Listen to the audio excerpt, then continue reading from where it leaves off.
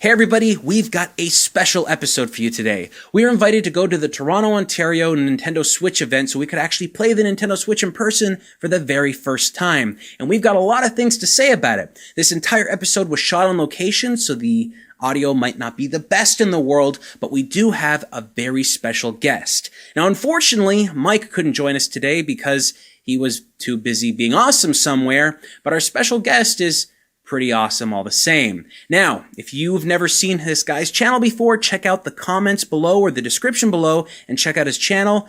But now get ready for a really big episode and a special one all about the Nintendo Switch.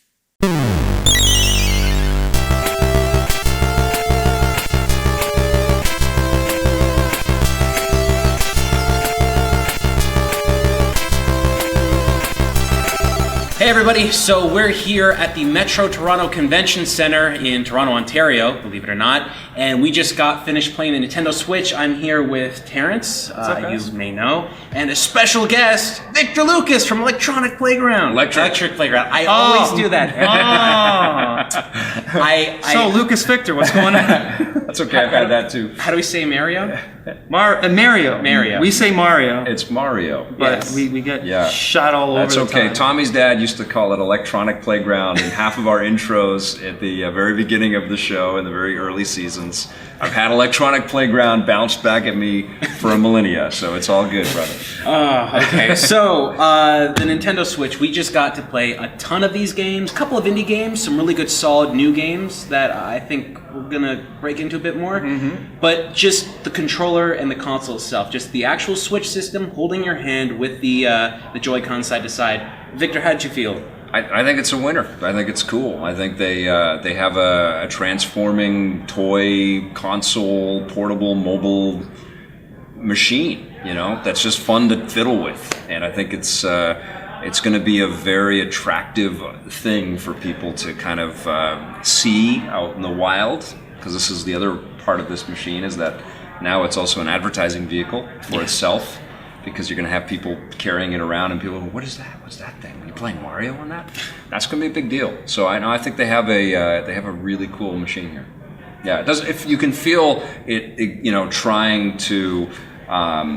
It's not trying to keep up with the other guys. It can't, but you can feel the ceiling of its limitations a little bit, visually.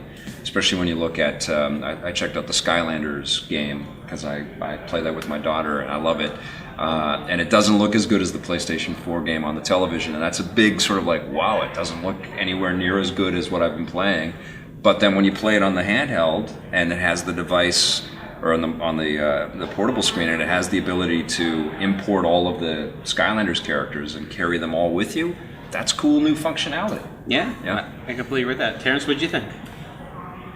I can totally imagine walking into someone's home and you see the toaster. Are they still calling it a toaster at this point? Do they have the dock? We coined toaster during the stream, and everyone started freaking out. It's like, it's not a toaster, it's a dock. Well, I just want to say. Toaster, dock, whatever, tomato. But I can totally see it in someone's home, and it screams innovation from a design standpoint. It looks beautiful. Yeah. The build was exceptional as well. I was really happy. We had that moment where we were able just to slide the Joy-Con. It's fun. I like the red and the blue together too. It actually it doesn't look great, when you see it in the videos and all that stuff, but when you see it in person, it's like it looks cool together. I regret my black pre-order now. Yeah. Like I actually do. I when I was looking at it like that, I just thought, well, it kind of looks like a Dr. Mario pill. So I'm kind of okay with that. And now I'm thinking might have to call and switch, but I don't think you can switch the Switch pre-order. No switch for the Switch. Yeah. But this is one of the things I noticed right away when we were playing Zelda on the big screen, and then it came on down. You could switch it out, play it on the small screen. I have a theory to why that looks so good because. Guys, when I was playing it, I noticed aliasing issues on the big screen, but the art style masks that. Yes, it does. It really does. Nintendo's brilliant at that. They always have. It's such a smart move to do. Like, it gets rid of all that extra fluff, and then when you when you take it out and you play it on the handheld, it looks so much sharper than the TV. And I think I know why. The TV has so many pixels per inch. But that little sucker there is like 720p, and it's just crammed onto that tiny screen, so you're getting way more detail. Yeah, it's like watching movies on an iPad. Yeah. Right? They look amazing, but you don't get the full screen, full meal deal. I actually thought Zelda looked incredible on the television. It looks really good. Yeah. I could notice the stuff when I was looking for it to look for it. Yeah. But then after a couple minutes, I stopped paying attention because the beauty of the thing is just beyond. I know a lot of people were really wondering, is Zelda going to be the thing you're going to want to buy when you get the system, or do you want to get the game on the Wii U? I haven't seen the Wii U version in person before, but the ability to have it, there's no way the Wii U's gamepad screen is going to look nearly as sharp as this. Yeah. And we were talking to the head of marketing for Canada for Nintendo, and he said, I asked him, what's the difference between this, and he told us, you can play it on a beach. Yeah. And I was like, you know what? Yeah, that makes sense to me. That's going to be the differentiating. What a swan song for the Wii U as well, though, right? Nintendo didn't have to do that. Yeah. And it's, obviously they want to make as much money as they possibly can, but they could have easily just made this a Switch exclusive, which probably in the grand scheme of things would have been a better business decision to sell the Switch. But I think two things: they had an install base that they didn't want to piss off any more than they already have, but they also have the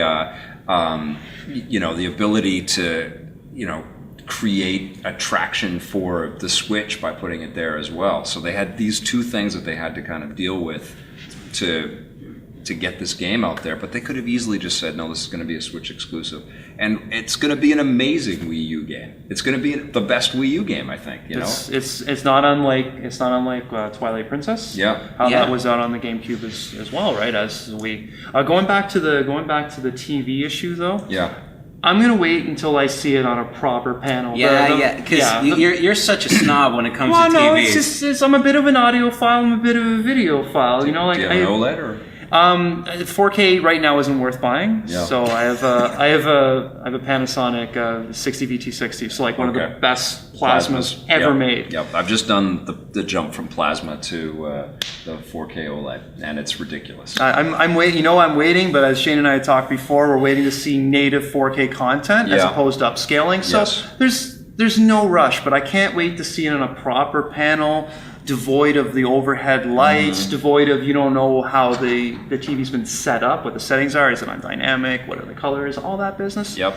I want to see it at home. I want to see it in the comfort of my own home. I mean, that's a game that you just want to get lost in. 20-minute sort of snack bites doesn't do it justice. You feel the frustration of, no, don't take the controller away from me. What do you mean the demo's over? It was so unfortunate because it's like you expect this game to have this really long opening, but it has a pretty short opening. You put on your clothes and get out. It does. Oh, on the demo, yeah. And then it's not like I was expecting the demo to be like, okay, follow this path. But then as soon as you got there, I was like, do whatever you want. And I was like, and I jumped off a cliff. Yeah. and then I died. And then Epic Game Music, James was sitting beside me and went, did you just die? And I was just like, no, I'm testing the game. This is what I'm doing. And I felt like such an idiot, but I didn't know what else to do. Like, I wanted to see what the limitations were in the game. Wow. And I only had 10 minutes. Does this say something about you, Shane? Wow. When you have any choice, and every choice, jump off a cliff. Yeah. Is that... A little bit too much lemmings there. When I played it though, the thing is with me is I played it and all I wanted to know is it was the very first time I held the Joy-Cons with whatever they call that mountain. What is the middle thing? Yeah, what is the middle? Is there a name for the middle thing? The handheld toaster. They should call it Joy Connector. It should be a Joy Connector. Joy Grip? Joy Grip? Joy Grip. Joy Grip, okay. All I wanted to do was touch it and kind of feel the buttons, the play, how it felt in the hands. I had no interest in playing Zelda because you're exactly right and you're exactly right. I want to be home. I want to be free of distraction. And I want to be able to give as much time as I want to put into it. That's why Zelda on the beach just feels wrong. Well, right? it's a fun thing to say, but obviously anybody that's ever tried to play a portable system in daylight. Right. Especially somewhere like a beach with water and all that. No. Would you like a drink, sir? Get the hell away from me! I'm playing Zelda! Just put a straw in my mouth!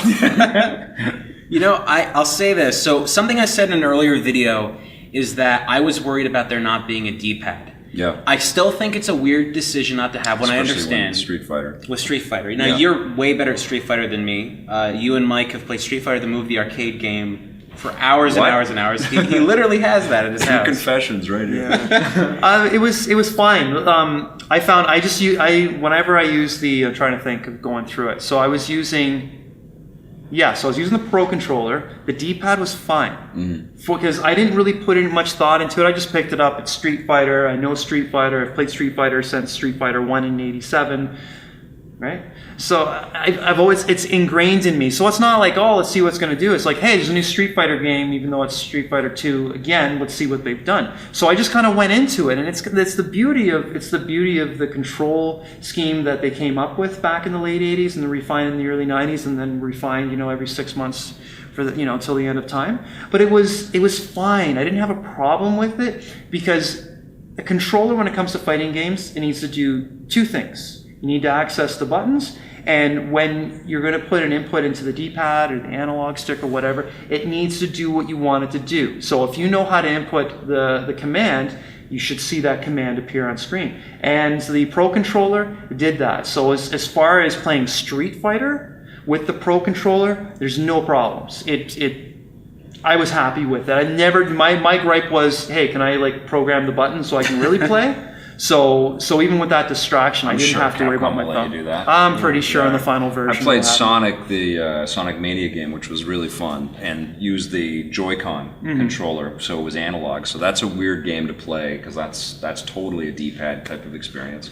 But it was fine. Yeah. It was really kind of fluid, and I think that was the case with almost every game I played. Even ARMS was that even though we're dealing with brand new controllers, everything worked, and I wasn't ever sort of lost or fighting how to play any of this stuff. Even Mario Kart, when they gave me the two Joy-Cons without the Joy grip connector thing, and they were in each hand, it was still okay.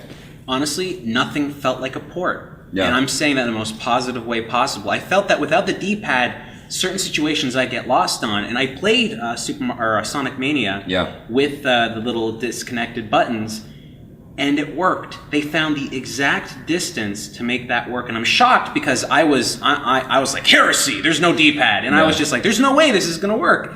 And then when I went to go play Splatoon, and you use the D-pad for the first time, at least for me, on the Pro controller, I noticed the entire D-pad went down. Yeah. There's no hinge in the center like you'd find on a normal D-pad from Nintendo, which was weird for me. I was like, this is a bad D-pad. Like, this isn't a good D-pad. But I still felt it worked. Yeah. And I was like, how can they not make it properly and still make it work? Only Nintendo would know how to do that with the D-pad, and that shocked me. Well, you're right. When you talk about Nintendo, this makes us realize and remember, if you want to talk about a strength of Nintendo, they know how to make a system. Yeah. Whether it's good or not, there's been peaks and valleys. I don't think their systems have been, poor. I just think that the support, it's been the software sort of stream that has always hampered, whether it was the GameCube or it was the Wii U. Those are the two ones that I can kind of really point to and say they should have done better. But that hardware was pretty cool. Even the Wii U, I think the biggest challenge with that was that it was branded incorrectly. Branded for help. Everybody thought that it was just a new controller to plug into your existing Wii,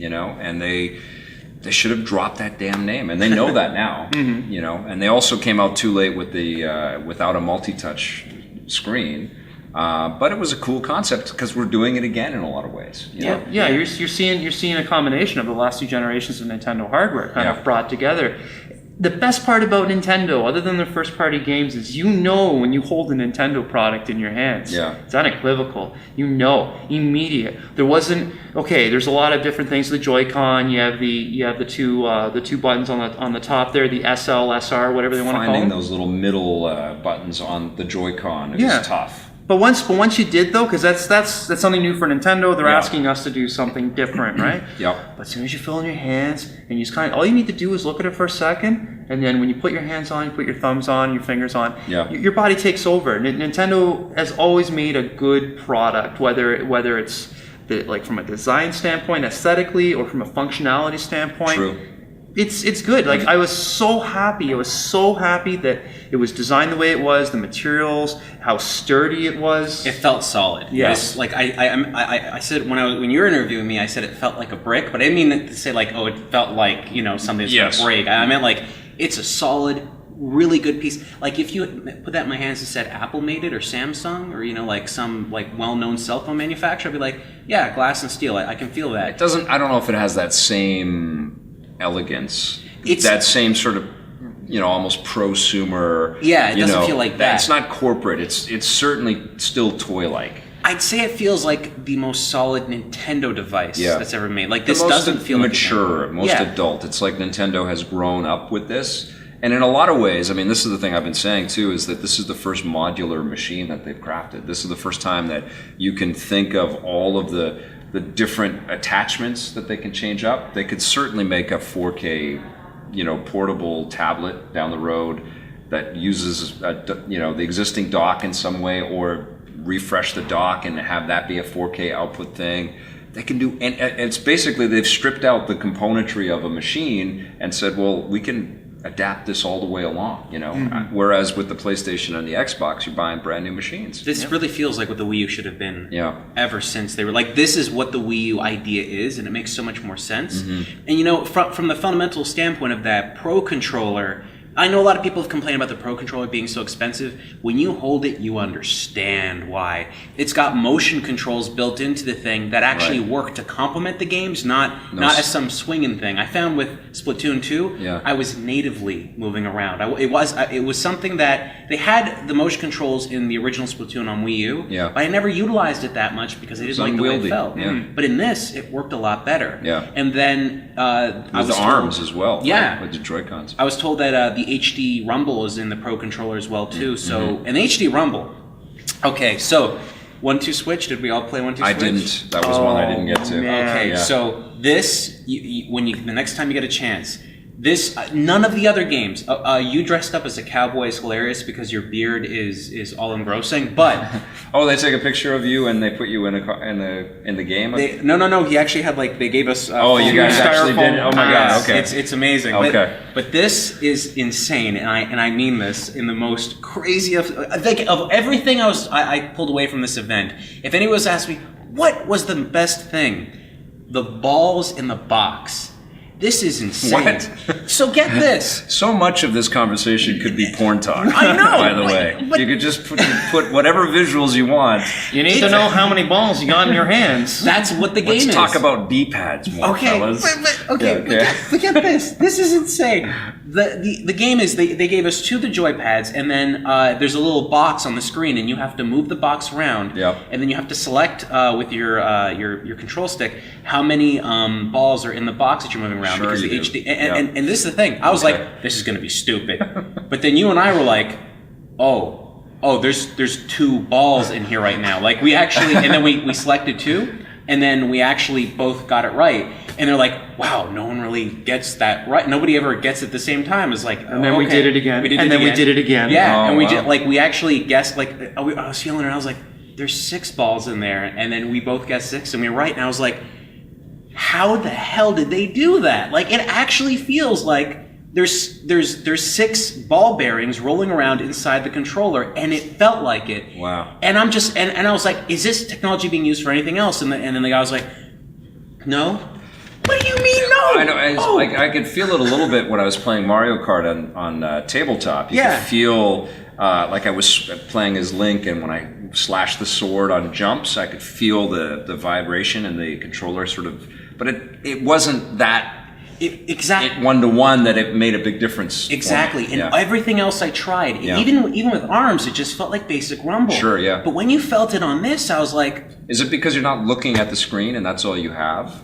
Because with a game like that, because you're concentrating, you're thinking about keeping it level, and then what we're our key to our success. They made a game about the controller. Yeah, they made a game about the controller. But it goes. Who does that? This is who again, does that? Mark a video game about the controller. Mark it in the calendar. Yeah. Mark it in the calendar. I'm about to say something really nice about Nintendo. Yeah.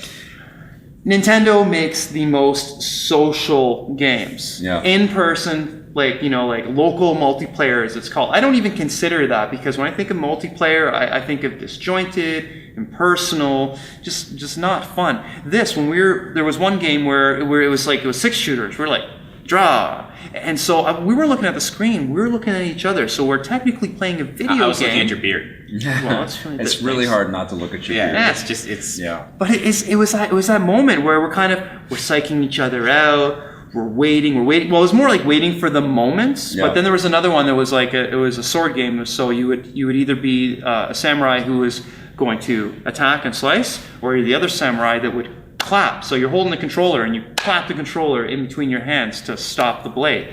And so Shane was just destroying me because there was too much stimulus around, but it was the best because Shane, you were psyching me out. Not like a video game thing. We're playing a video game, but it was all about Shane. It was all about reading his eyes, his body movement. And so that face to face is so important in an ever like distancing like society where no one wants to look at each other and you're playing a game, you're looking at each other. You got to applaud their R&D department and Nintendo's marketing, all of it, sort of getting behind a concept as crazy as this.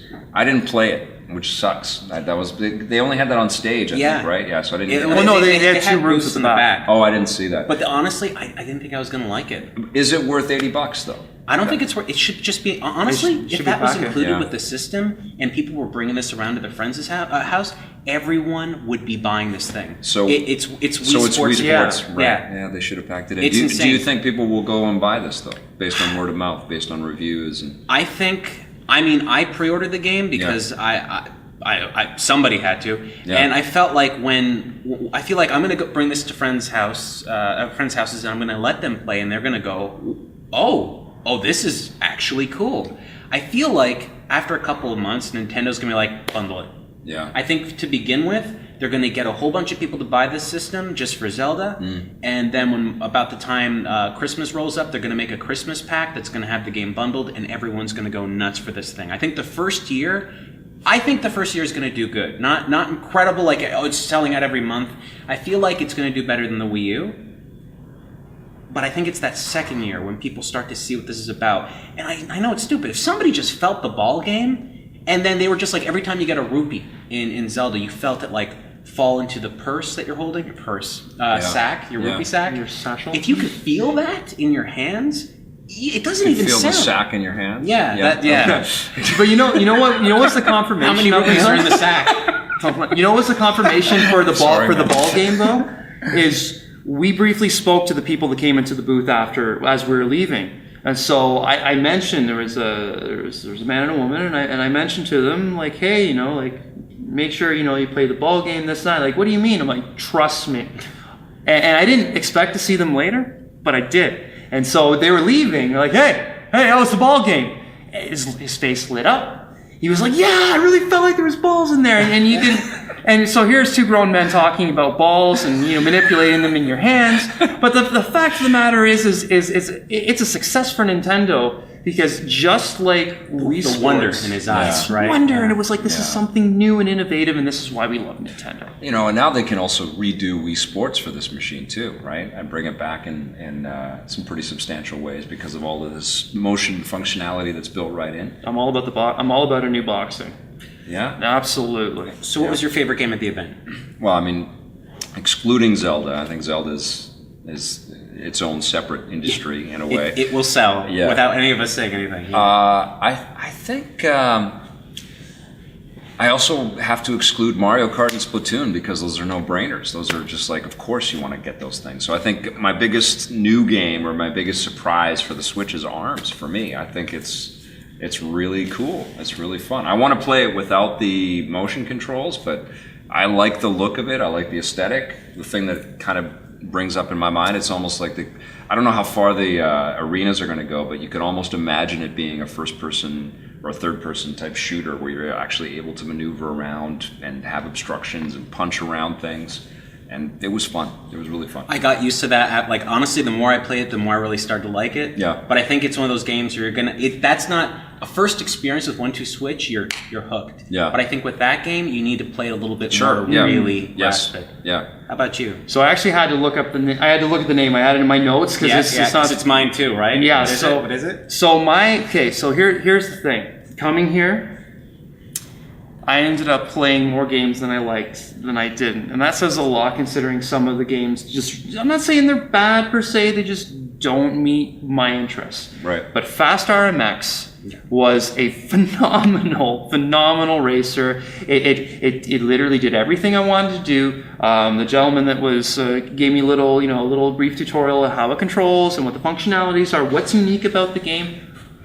Loved it. But that being said, there's a handful of other games that I was happy. I was happy to play them, and I was instantly engaged as soon as I picked up the Joy-Con or the Pro controller. So it was a good showing. It was a good showing. Yeah, I thought that was really cool. I thought Has Been Heroes was actually pretty cool too. It's kind of like a little.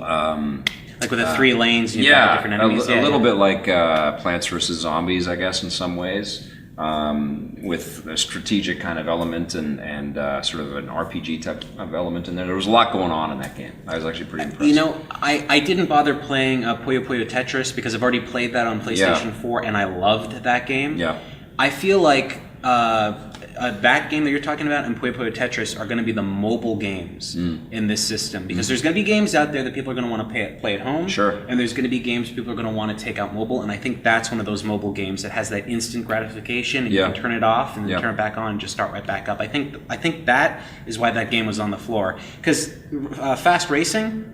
Oh my god. Yeah, it's my pick because looks amazing. You mentioned it was like Ikaruga, which I didn't even think about, but you switch between colors to keep it on the floor, and I loved it. It was so fast. Yeah. And now when I'm thinking about it, it's like, you know what, guys? F-Zero, Wipeout, whatever, we don't need that game because we've got this one. Yeah. And that's why I'm so impressed with it. I've said that before about Wipeout alikes. And then Wipeout comes out. Yeah. Like Wipeout on the Vita was perfect. That one really was. And then Wipeout on PlayStation 3, Wipeout HD, and then they smushed it all together and brought out the Fury HD. Ridiculous. And I still play that, and I go back to it, and it still blows me away. So Fast looks amazing, but it doesn't supplant Wipeout for me. And Wipeout's coming again for PlayStation 4. But, oh my god. But they're not doing really anything other than collecting it all again. No, that's fine. At least it's something, right? Yeah. But we got this game. It's a new IP. It's a new IP. It is a new IP. It's a new IP that's engaging and fun and interesting. Yeah. So, you think it's going to be successful? I think it's going to be huge. I think that Nintendo has a way, and they don't do this every time, but they have a way of making something that the general public pays attention to and lines up for. And they have, obvious name brand loyalty and recognition out there. But they have a lot to kind of appease with this new one. But I think the price point is solid for the amount of hardware that you get. It's better if it's a $299 kind of equation or offer like they have in the States. And it kind of sucks that our dollar's so shitty that it's got to be an extra $100. That does make it a little bit more challenging. But I think that the amount of material that you're getting in that system is amazing, and the software lineup is pretty damn sweet too. And I think we're seeing familiar titles, we're seeing familiar names, but I think that speaks to what Nintendo's trying to do with attracting a general audience. I think that's going to be exciting for people to say that wait, you can play Sonic and Street Fighter and Bomberman and Mario Kart and Splatoon. I really wanted to play that on the Wii U, but I didn't get a Wii U because all my friends thought I would be stupid if I bought a Wii U. But now I can get the Switch and play an awesome game like Splatoon. Yeah, I think it's going to be a really successful machine. And I also think that Mario, if it does make Christmas, there will be bundles with Mario, and that will be insane for Nintendo. I'm really impressed with what Nintendo's done at this point. There was nothing wrong with the sizzle reel back in November, but it was the blind response from everybody, positive and negative, mostly the blind positive, that was really annoying. This is the moment. You have to hold it in your hands. You have to play it. You can't read about this system. You can't. This is the closest right now. If you can't get to one of these events, this is the closest. Is listening to people that you may trust, you may like their opinions. And that's where we are. We're giving our opinion. Have I been hard on Nintendo in the past? Absolutely. Yeah, absolutely. And do I feel that Nintendo's going to get a free ride with this? Absolutely not. No. They put together an attractive console, one of its features will be, if I do buy it in the future, I will not be buying it at launch. You know, like you said about the extra $100. I'm not paying $400 plus tax for it. Yeah. But that being said, if the day comes where I get it, I will be getting it for the portable functionality primarily, because this thing as a portable system was just amazing. It literally is Vita 2, and it made me happy. I think if they can put forth a good first year, if they can solve the virtual console problems in terms of what they're going to bring to it, also how they deal with online, and hopefully this business of hey, have an 8 or 16-bit game for 1 month and then it goes away unless you buy it, or whatever that's going to be. That's an issue they need to. I've heard that they've been talking to developers a hell of a lot more than they ever have, and I mean we've heard that before, but I've heard that they are making some really serious efforts to loop everybody in. And one of the things about the Switch that I think is really attractive is that it's not a super expensive machine to make games for. And that might sound like a bit of a cop-out, but I think the developers have been so taxed with trying to find people to build these massive titles out there. We need 1,000 people now to make this game. Which is, I mean, it's turned in, like, if you love games like Titanfall 2 or Dishonored or Watch Dogs or whatever, which I do, they're all great games, but I think that there is still a market for games that don't require that many people to make, and can still make really solid console titles. I mean, I play PS3 titles every once in a while, or Xbox 360 games. They're still so good, you know, and this industry is so quick to dispose and move on to the next thing so quickly. But I don't know, man, if Nintendo can tap into some of that top tier PS3 or 360 level development on new titles, not necessarily ports of those old games, where the scale wasn't quite as enormous and there wasn't as many outsourcing contracts to build these things and finish these things, I think we're going to have some pretty cool games. Now the publishers will have to kind of see that there's enough install base to make it worth their while business-wise, but I do think that that's going to happen. I think the stars are going to align. We talked to the Nintendo rep here, and they said that they had 80 games in development. Yeah. And I just feel like if they went on stage and just said 80 games in development, that would have been I think they need to hammer that home, because I think when people saw that preview, even when I saw it, it was like, really, there's not a lot of games on this system. But FIFA was the wrong. I mean, it's Japan's a big soccer country, and Europe too, and Europe, but North America, the North American audience is like FIFA. You know, it's like they don't care too much. They didn't even mention Madden, which is what a lot of people care about. NBA 2K17 is coming out, and there's a good chunk of people playing that.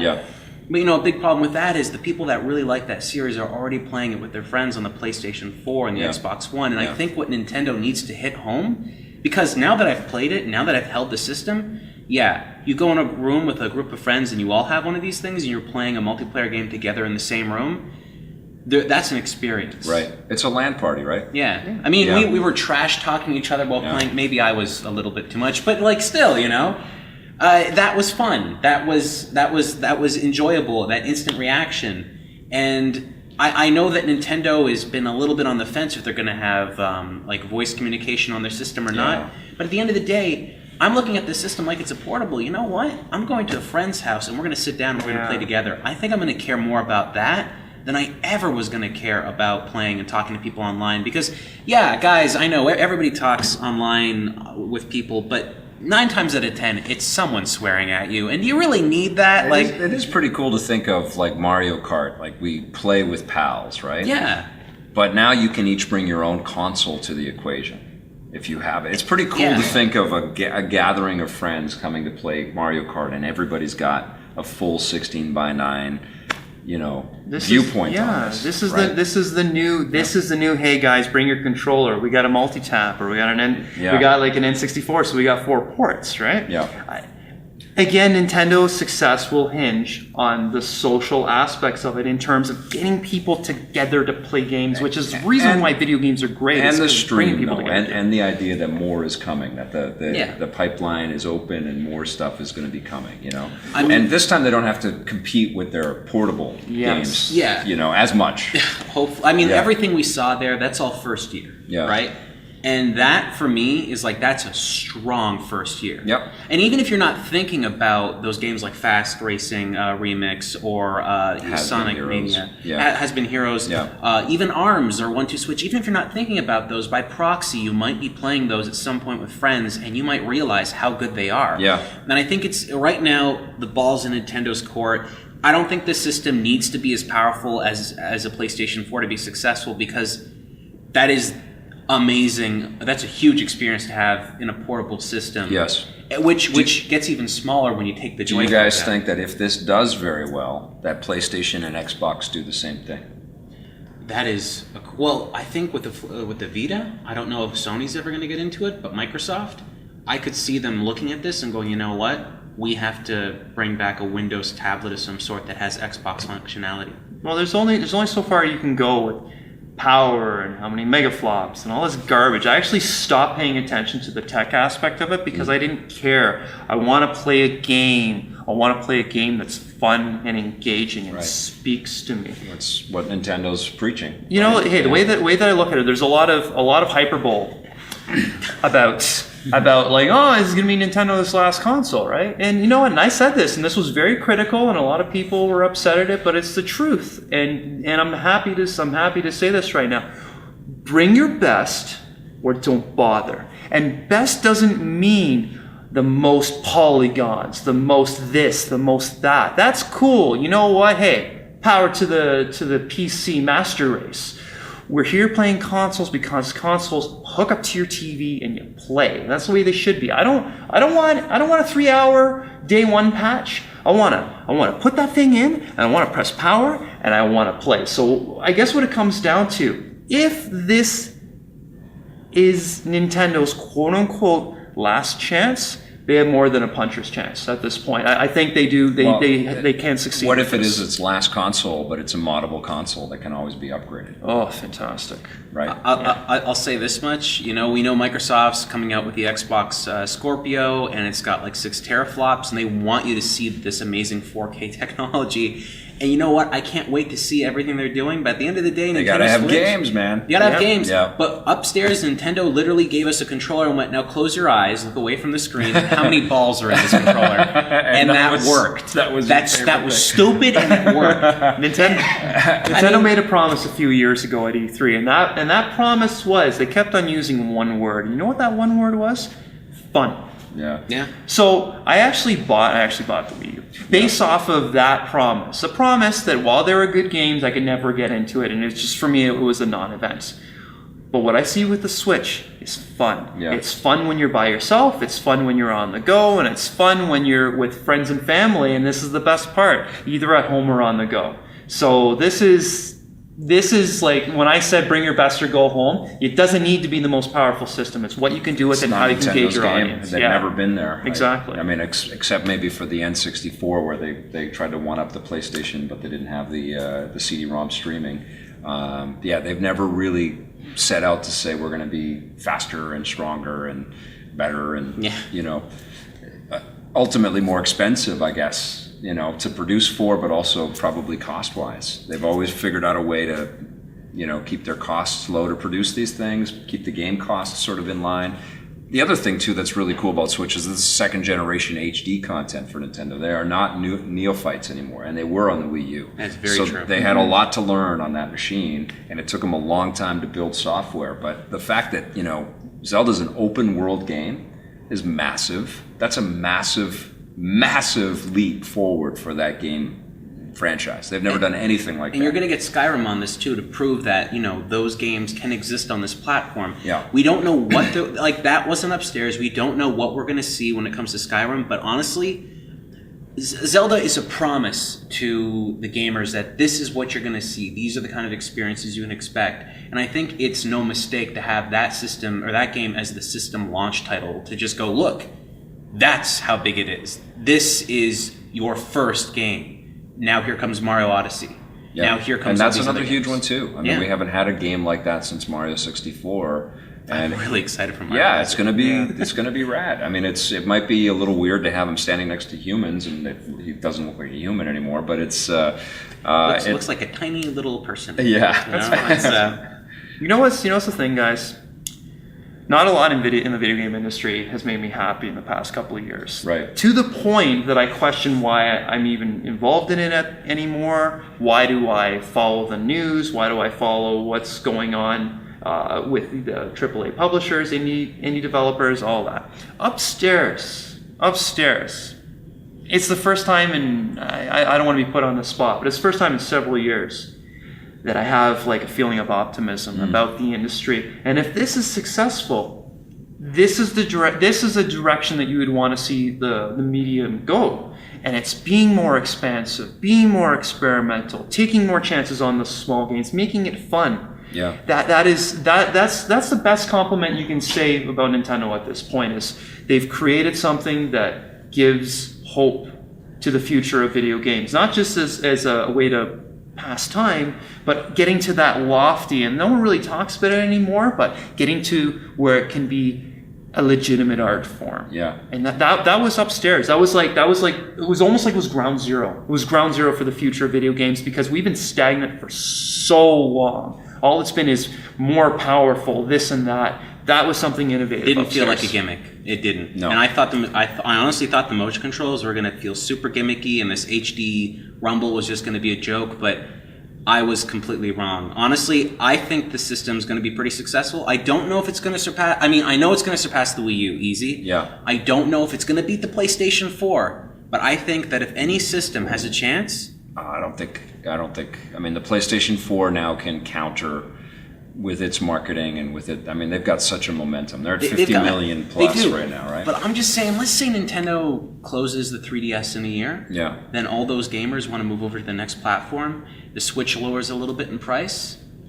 I think some cool things can happen, especially if other people adopt these processors and this technology, all that's like the GPU and all that stuff. This business is so crazy with that. The flip-flopping of who's in the lead all the time, right? Like, it's just so nuts. What if the Xbox One Scorpio is just like, yeah, I got to get that. Yeah. But I got to get a new 4K TV. But it's just this, the problem with Xbox and the problem with PlayStation at this point is, from one generation to the next, show me the innovation. Like, really. There's not a lot. It's just like, now you can play Call of Duty in 4K! Have you played Titanfall 2? No. It's pretty good. I've heard it's phenomenal, but it's not. There's a ton of innovation in that. But you know what I mean, though. It's like we're finally seeing diversity in first-person shooters, Titanfall, Overwatch, etc. I don't think anyone's expecting Titanfall 2 single player to be nearly as good as That it was amazing. That was like, you know what? And Doom was amazing. Last year was an incredible year for first-person shooters. Doom was really crazy. They were definitely Because they weren't Call of Duty. iterative. Call of Duty was great too. The single player. I think you checked out. I think at this point they need to give it a rest. And like, Maddenizing games is a huge mistake. And what do you know what? Okay, I'm still looking forward to the next Splinter Cell, whether it happens or not. I don't know, but it's cool that there's enough time where I can leisurely play it and then get on with my life. Nintendo does too, is that every game they make, every game, ARMS, every game is an event. And the rest of the industry has never really, figured that out, to the point where PlayStation used to ship a Jak and Daxter game every year, a Jak and Daxter game, a Sly Cooper game, and a Ratchet and Clank game within a month or two of each other. And so they would all cannibalize each other's sales. None of them would perform as well, but then they would also do the same thing the following year. Nintendo would never do that, and they never have. They've made every game they make, even Dragon Quest VIII, which was one of the most recent ones. It's like they make a big deal out of, which is a remake of a PlayStation 2 game. They make a big deal out of everything they ship, everything they launch, and it's crazy. It doesn't always work, but they do their best to celebrate the launch of every piece of entertainment they put out there. With the exception of whoring Mario out endlessly to various different games, like that is their strategy. And we asked the head of Nintendo Canada's marketing, and he said like, we asked him the question: can we expect a better distribution of games over time? Like, are we going to have dry spells? Has Nintendo learned from this? And from what he was saying, I think we can expect a more consistent flow of games, and that's important. The last 2 generations, I have labeled dust collectors. His response wasn't like an apology, like an answer. Oh well, the Wii U had tons of games. It wasn't anything like that. It was but this time we're gonna get it right. Yeah. And that's what I got from him, and I was like, okay, as long as you can admit that there was a problem, then you can fix it. Because what I saw today. Like, I'm now way more excited to own my Switch than I ever was in the past, Has there ever been a 3D Mario and a 3D Zelda in the same year? Wow. I don't think... you know what? Mario's likely not going to launch this year, but I don't think they've ever had that stature of game in the same year. They can literally launch it. Like, Nintendo needs to hold on to this strength. They're one of the few companies where you can say, release it when you're ready. Don't try to make a deadline. Just make the game. Make the game well. Yeah. Make it complete, polished. People will appreciate it. People will play it longer. People will have more positive things to say about it. People's experience will be better. Do you guys predict Zelda's the game of the year? You know what? Just from what I played there, I couldn't get enough of a taste to know really any difference. But it's Zelda, and it felt good, and it felt different. It felt like a new, different Zelda. Yeah. And I guess the best Zelda I could compare this to was 1. You know, like you don't have to go in the cave. You can just walk out into the wild. And everyone I looked at playing, they all went in different directions. And I was like, it's amazing. This is it. Like this is the game that changes the experience every time you play. Because everybody does open world games, but you always go in one direction. And this time, no one went in the same direction, no matter how many screens I stared at. So I was just like, that's it. They've got they remember what Zelda used to be about, and this doesn't feel like the sequel to Ocarina of Time. This feels more like the sequel to 1, which we did get 2, but 2 is not exactly like 1. Right? It was classic 8-bit Nintendo. Mind you, Zelda 2 was the only Zelda game I owned when I grew up. I had that, and that was it. Yeah. And then Ocarina of Time came down the line, but that was the first one I played. Yeah. And for me, this is what Zelda is, going into that house and sleeping with that girl. That's what the Switch kind of needs too, right? If this ends up being the game of the year, that for most publications, that would be huge for the Switch. Yeah, I think it will. That would be huge. So I think we're largely positive about the system. Yeah, I want to end this discussion on one note, guys. We have Microsoft is releasing the Xbox Scorpio this fall. Yeah, we're going to see Nintendo Switch enter its first Christmas season this fall. What a world, what a time to be alive. If Nintendo, because of price point, because of diversity of games, because of something new and innovative, does a little better or a lot better than the Scorpio, and showing that it's more important about the quality of the game and the experience than the flashiness of it, I'm not buying it at launch. That being said, until I came here tonight, I was a 90% no. Maybe a couple of years down the line, now I'm kind of thinking about waiting for that first price drop or that first bundle. Yeah. And then it's going to be a serious like eternal conversation. I was a little skeptical, I think, when I first saw the thing, because it's so easy to see controllers on a iPad, and think, well, why can't that happen? And why doesn't Nintendo just publish to there? But now you see it all together, and it's solid hardware, and it is a pretty cool collection of games that I really want to play.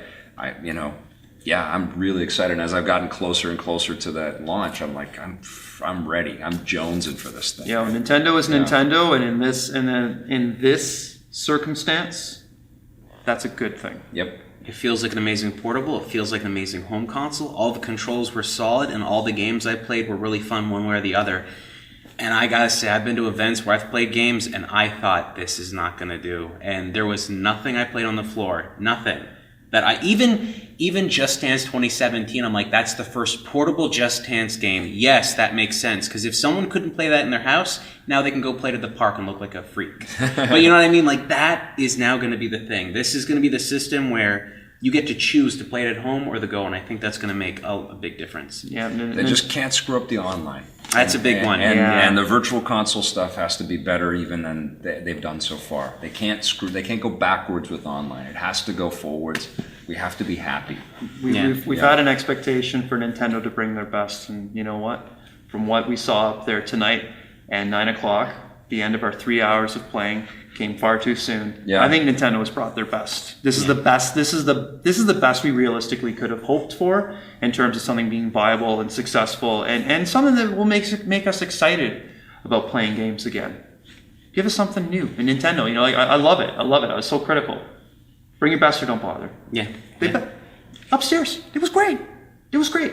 I'm like Someone's converted here. not converted. Not converted. I've learned the hard way never to buy at launch anymore, and I will Toys not. R Us right after No. There's no pre-ordering. There's no nothing. When the time is right, and if Nintendo goes in the direction I hope they do with this, I'm gonna walk into a store one day and I'm gonna be like, I feel like having some unique fun, and it's going to be there in front of me. When that day comes, it's going to be an exciting. He's going to be playing Zelda on his Switch, and you're going to go, "Oh my god, I got to get this thing right now!" And You're you're just going to run stay down in the to basement store. for hours. The just playing it. last game I played the day of launch was Alien Isolation. everything is a slow burn for me. All right, okay. Yeah, but All right. I'm looking forward to it.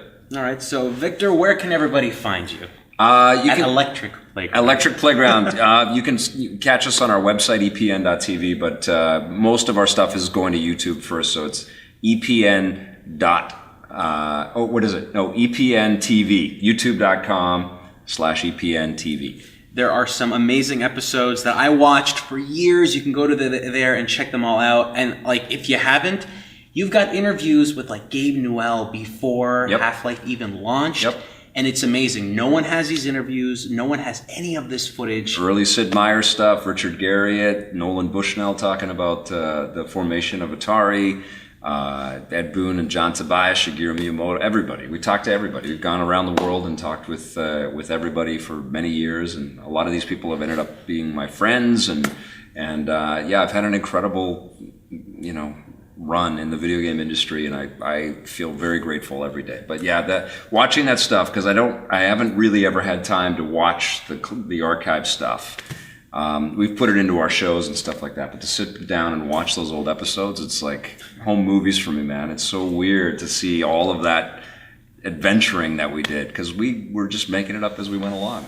So guys, if you watch Rerez and you subscribe to Rerez, you kind of need to subscribe to that channel too. Because he's the reason why Rerez exists. Pretty much. Go check in the comments below. Make sure in the actual section just underneath this video, click on the link. It'll take you straight there. Check out his stuff. It's amazing. Oh, thanks, man. You're Thank you very very much. welcome. Thank you. All right, guys, you have a good one, and we'll see you next time when the Switch comes out.